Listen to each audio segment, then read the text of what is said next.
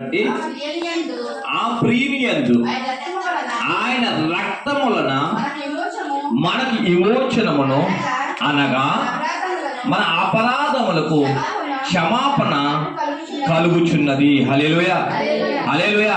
ఇక్కడ కూర్చున్న మీకు తెలియపరిచిన మాట ఏంటంటే, ఆయన మహాదైశ్వర్యం బట్టి మన పాపములకు ఆ ప్రీమియందు మనకేంటంటే ఏం కలుగుతుంది?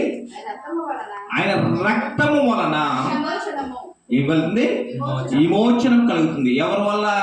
యేసుక్రీస్తు వారి రక్తము ఇహలోక పాప శాపాల నుంచి విమోచించే రక్తము. హల్లెలూయా. ఇహలోక సమస్య నుంచి, ఇహలోక పాపమక మలిన నుంచి విమోచించే రక్తము యేసుక్రీస్తు వారి రక్తము.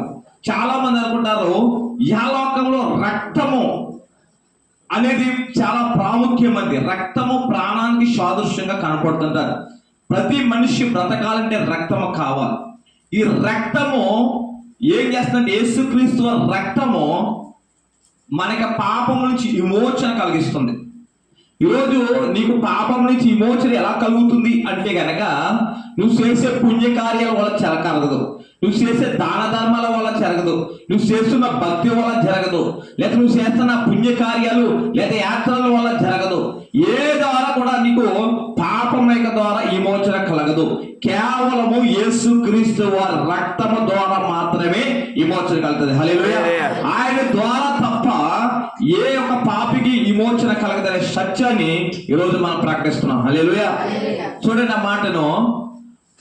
మనకి ఆయన రక్తం వల్ల మనకి విమోచనను అనగా మన అపరాధములకు క్షమాపణ కలుగుచున్నది. జాగ్రత్తగా మనం చేసే అపరాధములకు క్షమాపణ కలుగుచున్నది. ఈరోజు మనం చేసే అపరాధములు ఎన్నో ఉన్నాయి కదా, ఎన్నో అపరాధములు. ఆయన మన అపరాధములు బట్టి అతను ఏమయ్యాడండి?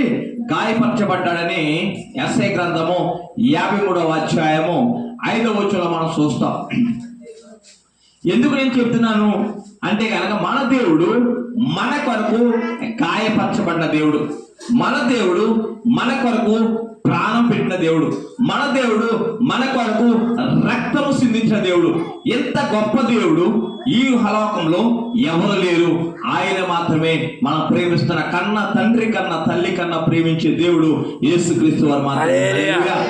అది ఎంతగా అంటే, పాపమునికి దోషుడైపోయిన మనము, ప్రతిరోజు తిరుగుబాటు చేస్తున్న ప్రజలమైన మనల్ని కొరకు ఆయన ప్రాణం పెట్టాడు. హల్లెలూయా.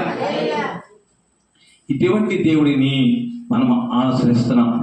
ఈరోజు కుటుంబస్తులు తెలియపరుస్తున్నాను, ప్రభు నామములో మీకు తెలియపరుస్తున్న మాట ఏంటంటే, ఇంతగా ప్రేమించే దేవుడు ఎవరైనా ఉన్నారా?